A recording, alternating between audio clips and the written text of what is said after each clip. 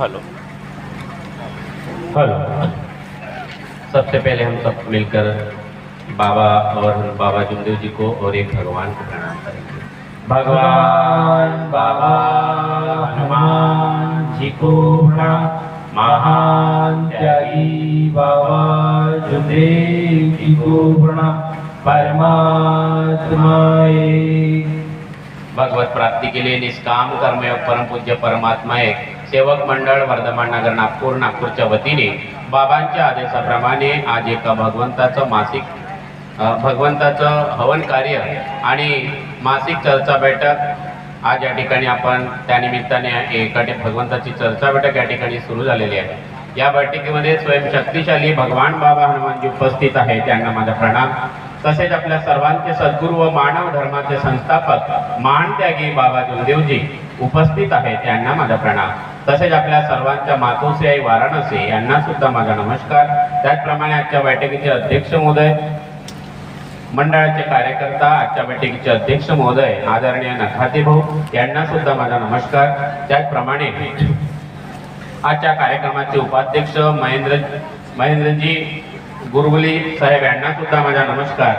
आणि प्रामुख्याने प्रमुख पाहुणे म्हणून उपस्थित नागपूरहून आलेले आदरणीय दहीकरजी, शरणागतेजी, आदरणीय कळंबेजी, आदरणीय नंदनकर काकाजी, आदरणीय येलोकर भाऊ, आदरणीय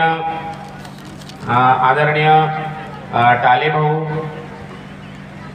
आणि आदरणीय या ठिकाणी नुकतेच आलेले भरवून आलेले आमचे मंडळाचे मार्गदर्शक कनोजीजी, त्याचप्रमाणे मंचावर उपस्थित मंडळाचे माजी कोषाध्यक्ष फकीरचंदजी वैद्य, मंचावर उपस्थित मंडळाचे सर्व मार्गदर्शक, या एरियातील मार्गदर्शक आदरणीय गुरुनेलीजी उपस्थित, सर्व सेवक मंडळाचे कार्यकर्ता, मार्गदर्शक, सेवक सेविका, बालमित्र, आपल्या सर्वांना माझा नमस्कार। नमस्कार। सही बात है, आज हमें जो आनंद मिला, आज जो रस मिला, और बाबा ने इसी को कहा है ज्ञान पररस मररस योगी। यहाँ काफी लोगों ने अपने अनुभव बताया भगवान कैसे कार्य करता है, और बाबा ने इतनी मेहनत से अपने जीवन में जो हर किसी का मुख्य उद्देश्य है जीवन का, मानव मंदिर सजाने का और अंतिम समय में उद्धार होने का जो जीवन का उद्देश्य है, जिस रास्ते को हम भूल गए थे और जन्म जन्म से भटक रहे थे, जन्म जन्म से, और ये बैठक का इतना बड़ा महत्व है, इसलिए कहा जाता है कि अभी से सेवक तो चर्चा बैठक में जाते जा, नहीं तो फिर पछताना है, खिला पिला कर देह बढ़ाया ये भी अग्नि में जलाना है। ये शरीर अग्नि में जलने के पहले बाबा जैसे सद्गुरु हमें मिल गए, बाबा जैसे सद्गुरु मिले और हमारा नया जन्म हुआ, एक जन्म जो हमारे माता पिता ने दिया, जो हमारे जन्म के साथी रहे, और इसलिए हम माता पिता को गुरु मानते हैं। और उसके बाद जिन्होंने हमें मरने का रास्ता बताया, इसके नाम पे, भगवान के नाम पर, भगवान के नाम पर मरने का रास्ता बताया और मरने का वचन दिया, और भगवान खड़ा हुआ। अभी तक यहाँ जितने भी अनुभव हमने बताए, मेरे और आपके जीवन में जब जब हमने भगवान को मरने का वचन दिया, भगवान खड़ा हुआ, और जब हम अपना पूरा जीवन भगवान को सौंपा, और इसलिए बाबा ने जो वचन भगवान को दिया, कार्य साध्यानिया दे पाते हमी, और बाबा ने जो ईमान का वचन भगवान को दिया, और बाबा अंतिम समय तक उसी कार्य पे, उसी रास्ते पे चलते गए, और हम आज उसी शक्ति वो हमारे जीवन में काम कर रही है, कार्य कर रही है। तो बाबा की जो शिकवन है, मरने का वचन जो हमने दिया है, और ये जो शिदोरी है, ये जो ज्ञान है, ये जो बाबा ने हमारे साथ में बांध के दिया, जो पहले दिन हमने वचन दिया, यही काम में आने वाली है। अभी नंदनकर काका जी ने बताया कि बाबा के सामने धन भी था, योग भी था, भोग भी था, लेकिन बाबा ने एक ही दिशा पकड़ी। 4 दिशाओं बाबा भगवान ने बाबा के सामने रखी, बाबा ने एक ही दिशा पकड़ी, और वो दिशा थी भगवान की दिशा। बाबा ने हर समय एक ही उंगली दिखाई, और वो भगवान की तरफ दिखाया। और इसलिए हमारे जैसे दीन दुखी कष्टी गरीब लोगों के जीवन में भगवान को सामने रखना, भगवान की दिशा देना, ये इतनी साधारण बात नहीं है, इतनी साधारण बात नहीं है। और आज बाबा जुमदेव जी ने हमें जो योग दिया, बाबा जुमदेव जी ने हमें जो रास्ता बताया है, आज हमारा ये भाग्य भाग्य है। और इसलिए तत्व शब्द नियम, और ये जो रास्ता है गहराई का रास्ता, खोजने का रास्ता और डूबने का रास्ता, और जितने गहराई में जाएंगे इसलिए बार बार हम बैठक में जाते हैं, नवे हवन में जाते हैं, अच्छे लोगों के संगति में बैठना है। कोई कितना भी बड़ा धनी होगा, अभी नंदनकर काका जी ने अपना अनुभव बताया कि भाई धन के पीछे मैं नहीं दौड़ा, मैं उस व्यक्ति के पीछे दौड़ा, मैंने भगवान को पकड़ा, है ना। तो बाबा ने सिखाया कि सेवक कितना भी बड़ा करोड़पति है, राजा के साथ राज्य करना भी बुरी बात है, न जाने कब रुला दे, लेकिन अच्छे सेवक के साथ भीख मांगना भी अच्छी बात है, न जाने वो कब भगवान से मिला दे। तो इसलिए हमारी संगति बहुत इंपॉर्टेंट है। तो ये चार तत्व, एक बार हमने जो मरने का वचन दिया उसे पकड़ना, इसलिए बाबा बार बार कहते थे, मालूम नहीं बोले सेवकों ने कितने दिन का वचन दिया, 3 दिन का दिया, 30 दिन का दिया, कि मरते दम तक का दिया। बाबा ने अपनी आत्मा में जो पहले दिन भगवान को वचन दिया, मर जाएंगे बोले, मिट जाएंगे, लेकिन भगवान तुझे नहीं छोड़ेंगे। तो हमने भी वही वचन को पकड़ना है, वही वचन को। तो चार तत्व का बहुत बड़ा महत्व है हमारे जीवन में। और जब सेवक मर जाता है, जैसे बाबा और भगवान एक हो गए, बाबा का धड़ भगवान का सिर, भगवान का सिर बाबा का धड़, बाबा और भगवान एक हो गए। और यही कारण है जब मोंगर कसा तालाब में जब बाबा वहां गए थे, और वहां से आने के बाद दौरा खत्म होने के बाद जिस गांव में रुके थे, उस गांव में बाबा ने कहा कि हमें दूध की चाय होना है ना। बोले इतने दिन हो गए, इतने भैंसे, लेकिन किसी ने दूध की चाय नहीं पिलाया, हमें दूध की चाय होना बोले। तो वो जो शेरकी था, वो गौली था, वो गौली बोले बाबा आज बछड़े ने पूरा दूध पी लिया, और हमारा अभी तक का इतने साल का अनुभव है, बोले कि एक बार बछड़े ने दूध पिया तो जो भैंस है वो दूध नहीं देती।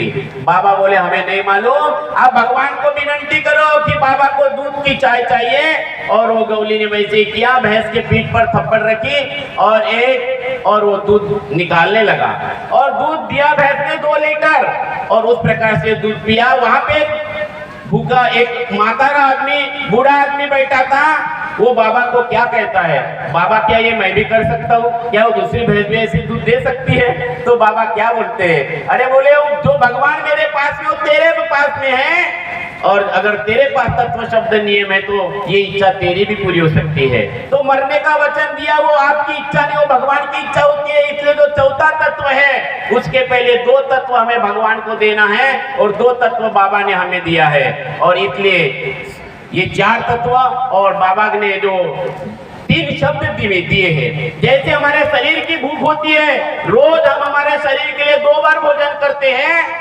उसी प्रकार हमारे आत्मा की भी भूख होती है, भगवान की भूख होती है। धोप गांव है, यहाँ से खापा के बाजू में एक धोप गांव है। बाबा मार्गदर्शन करते करते रोने लगे।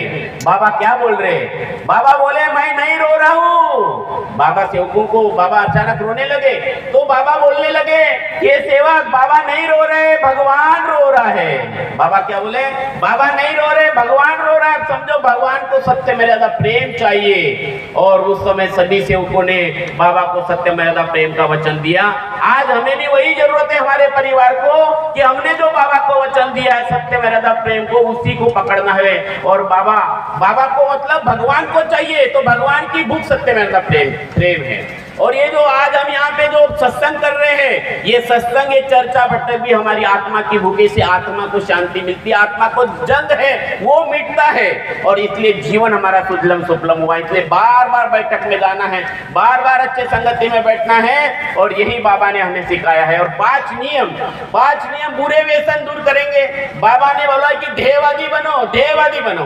आप ध्येयवादी सेवक को कैसे समझेंगे? ये जीवन है, सुख दुख आएगा, सुख सपना दुख बुलबुला दोनों है मेहमान। ऐसा नहीं कि मार्ग में आने के बाद दुख नहीं आएगा, परेशानी नहीं आएगा, क्योंकि एक चूल्हे पे खाना बनाते हैं तो कई बार पत्नी के विचार बदल जाते हैं, बच्चों के विचार बदल जाते हैं, परिवार में ऐसा होता है। लेकिन जो ध्येयवादी होता है, दुख भले कितने भी आए, परेशानी कितने भी आए, लेकिन उस वचन को नहीं भूलना है, भगवान को नहीं भूलना है। कई बार हम हमारा ध्येय चेंज कर लेते हैं, और हमें ऐसा लगता है जैसे आपके घर में कोई दुख आया तो हमें सीधा पहले डॉक्टर ही दिखता है। लेकिन बाबा ने बताया कि एक बहुत बड़ा डॉक्टर जो बाबा ने हमें दिखाया है, तो परिवार में कोई भी संकट आए, कोई भी आए, कोई परेशानी आए। 2 दिन पहले जैसे मेरी बेटी वो VCA में खेलती है, उसके मैचेस चालू है, तो मैसेज में उसको दो ही और मिले, वो परेशान हो गई, वो घर में रोने लगी, वो बुखार निकाल दिया उसने। मुझे फोन आया, मैंने बताया बेटा देखो हम भगवान को मानते, हम देववादी है, आप भगवान को जोत लगाओ और पूरा अधिकार भगवान को दो, आपको आपके जीवन में सफलता मिलेगी। आप भगवान को वचन दो और भगवान को सामने रखकर कार्य करो। और जो कैप्टन है, जो प्लेयर है, उनमें भी भगवान देखो, उनमें भी भगवान देखो, हमारा काम है आगे। क्योंकि बाबा ने कहा कि भगवत कृपा खड़ी है, सबसे वो प्रणाम करे ना। तो पत्नी का काम है पति में भगवान देखे, पति का काम है पत्नी और हमारे बच्चों में भी। ये संस्कार, ये संस्कृति हमें बनाना पड़ेगा। इसलिए तो हम घर से निकलते तो भगवान को नमस्कार करते हैं ना। हम सेवकिन भाई सेवक को नमस्कार करते हैं, सेवक भाव सेवकिन भाई को नमस्कार करते हैं, बच्चे माता पिता को नमस्कार करते हैं। इस नमस्कार में ही चमत्कार है, क्योंकि वो नमस्कार आत्मा में चला जाता है ना, आत्मा तक पहुंच जाता है। और इसलिए देहवादी बनना है, बच्चों को देहवादी बनना है सबको। और बुरे व्यसनों से और बुरे संगत में, संगत और पंगत, ये दोनों लोगों से हमें, कई बार हम बैठक में, हम कई बार जैसे हम बिजनेस करते, कई लोग हैं जो शराब में डूबे हुए हैं, कई लोग हैं। और मैं तो कहता हूं जो इस मार्ग में सेवक है वो शराब पी नहीं सकता, क्योंकि ये नशा इतनी जोरदार है, भगवान की नशा। जो बैठक में जाता है, जो अपनी मार्गदर्शक की बात सुनता है, तो ये नशा इसी है। बोतल पर बोतल पीने से क्या फायदा, रात को पीली सवेरे उतर जाएंगी। अरे तू बाबा ने दिए हुए तत्व शब्द नियम की हरी रस की प्यालियां पी ले, तो तेरी सारी जिंदगी सुधर जाएगी, सुधर जाएगी, सुधर जाएगी। ऐसा माई खाने का रहा तो खुद के पास है। इसलिए यहाँ जितने भी बेवड़िया है, जितने भी शराबी आए, मैंने कई अनुभव देखा कि अगर शराब के दुकान में जाते हैं तो ग्लास को पकड़ते तो कीड़े दिखते हैं ना उस शराब में भी। तो ये भगवान की कृपा है, वो रास्ता भटक ही नहीं सकता अगर वो देहवादी है और भगवान को वचन दिया है। और उसके बाद आती है हमारे परिवार की एकता, सेवकों की एकता। एकता की बहुत बड़ी ताकत है। आपके जेब में अगर 10 रुपए का नोट है, आप उसको निकालो और देखो, है ना, वो मार्केट में चलेगा, क्योंकि वो एक है। आप उसको पानी से भिगा दो तो भी वो चलेगा, क्योंकि सूखा के आप चला सकते हो। उसको मिट्टी में मिला दो तो भी चलेगा, ऐसे ऐसे उसको एक कर दो मिट्टी में तो भी चलेगा, क्योंकि वो एक है, बराबर है कि नहीं। लेकिन अगर आपने उसके 2 टुकड़े किए, एक नोट के 100 रुपए नोट के अगर 2 टुकड़े किए, चलेंगे क्या वो मार्केट में? नहीं चलेगा, बराबर है ना। एक है तो कोई उंगली नहीं दिखा सकता। इसलिए परिवार की एकता, बार बार मैं आपको बताता हूं कि परिवार में कई बार ऐसा होता है, मेरा भी परिवार है, हम कई बार ऐसा देखते कि पत्नी नहीं सुनती, पतिदेव कई बार नहीं सुनते, और एक दूसरे को समझना ही परिवार में जरूरी है। अगर कई बार अगर पति पत्नी का कुछ भी अनबन होती है तो 5 मिनट के पहले हमारी बोलचाल खत्म होना चाहिए, जो बोलचाल हमने बंद कर दिया, या बोलचाल अबूला रहना बिल्कुल भगवान को मानने नहीं है। और बच्चों में भी इस प्रकार से अगर ज्यादा ही झगड़ा हुआ तो शाम की प्रार्थना के पहले हमारा झगड़ा मिट जाना चाहिए। और ये बहुत जरूरी है इस मार्ग में, ये हमारे परिवार की एकता है। और यही एकता हमारे सेवकों में है, अगर सेवकों में एकता है। यहाँ पे एक अक्षय नाम का लड़का बैठा है जो नागपुर से आया है, यहाँ पे होगा, मुझे जब भी वो दिखा, है ना। मैं पत्रकार कॉलोनी सिविल लाइन में रहता हूँ, मुझे मेरा फ्लैट चेंज करना था, मेरी जो बिल्डिंग है वो रीडेवलपमेंट में गई, तो मुझे जाना था। सब लोगों ने घर छोड़ा, मेरे भी पीछे मेरी बीवी मेरी पत्नी लगी कि हम कब जाएंगे, सब लोग जा रहे हैं। मैंने कहा ठीक है। अभी मुझे सवाल था कि जाएंगे कहाँ, कौन से रोड पे जाएंगे, बच्चों को सब जगह बहुत सेंटर में मिलना चाहिए। तो हमने भगवान को जोत लगाई, हमें जहाँ चाहिए वहीं पे हमें योग आया। उसके बाद हमने देखा, पत्नी बोले कि सामान कैसे लेके जाएंगे, है ना, सामान कैसे लेके जाएंगे। तो पहले वो फर्नीचर निकालना था, मैंने बोला उसकी भी चिंता मत करो, भगवान ने जन्म दिया, वो मृत्यु भी जब मरना है वो छीन के भी ले जा सकता है। जो आत्मा है, काका ने बताया, ये जो पिंजरे से ये जो मिट्टू है, ये जो पैरोट है, ये कब निकल जाएगा पता नहीं, वो सारी व्यवस्था उन्होंने किया।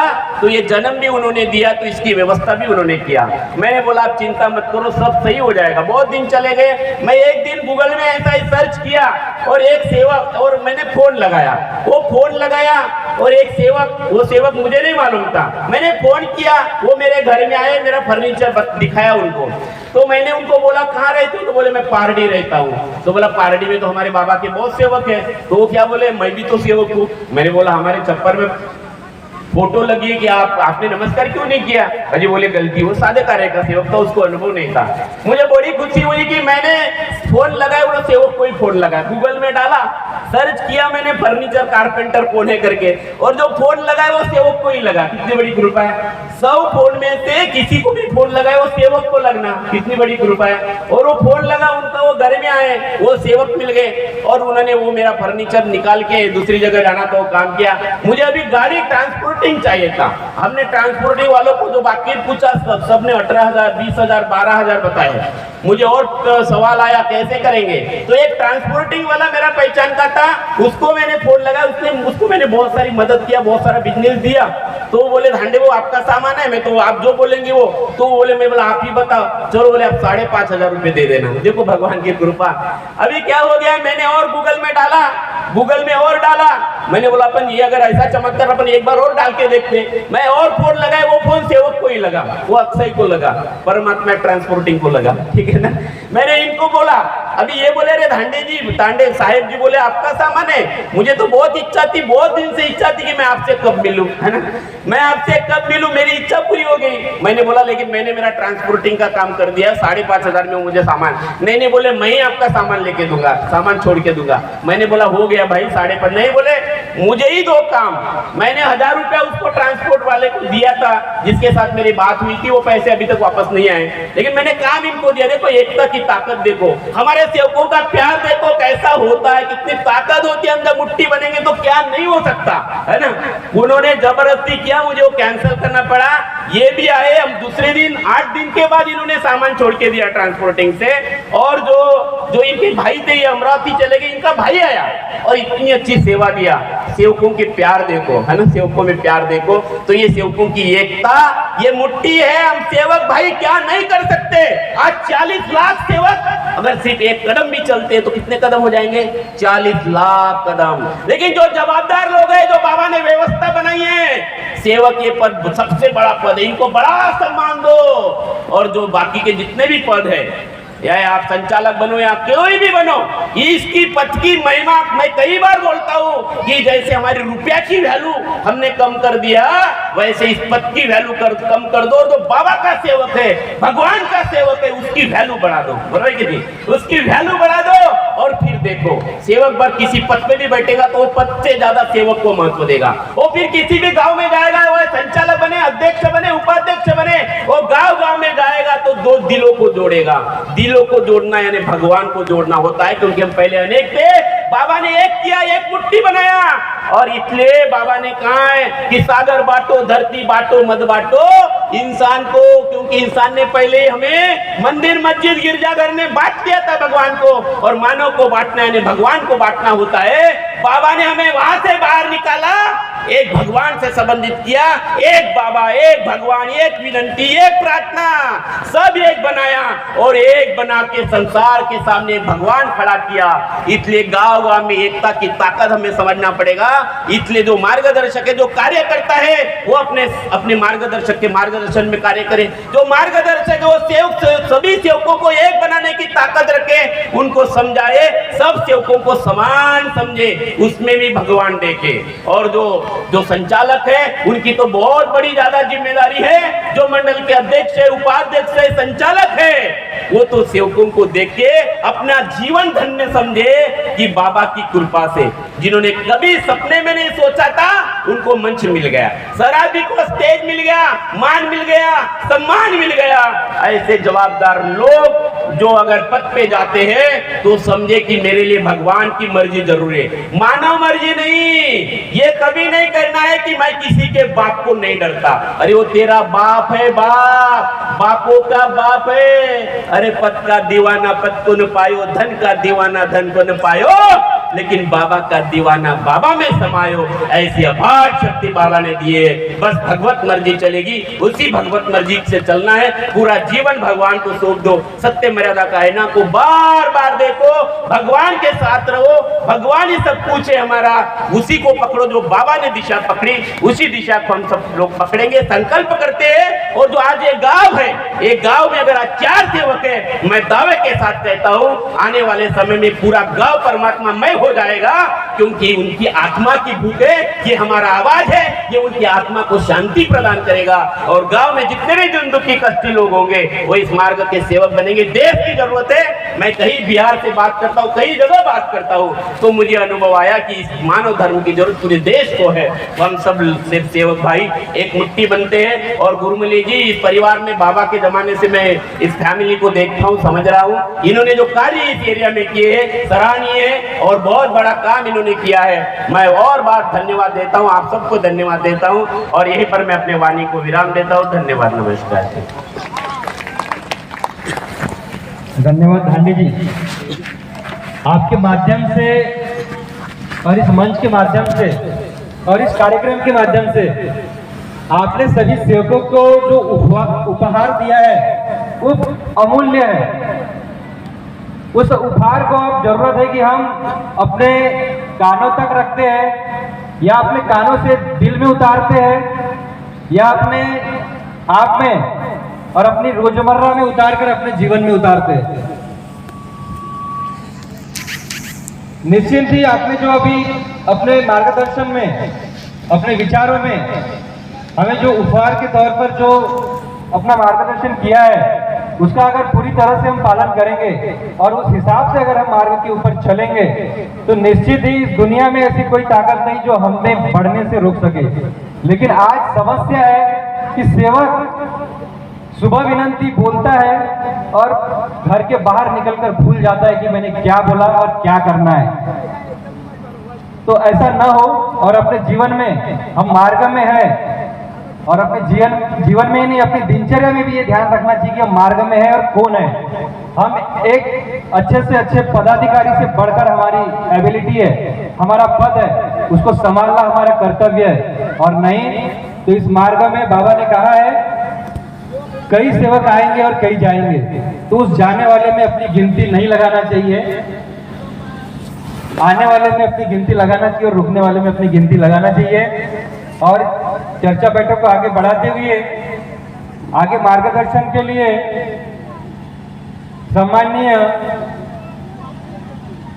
बाबा के सेवक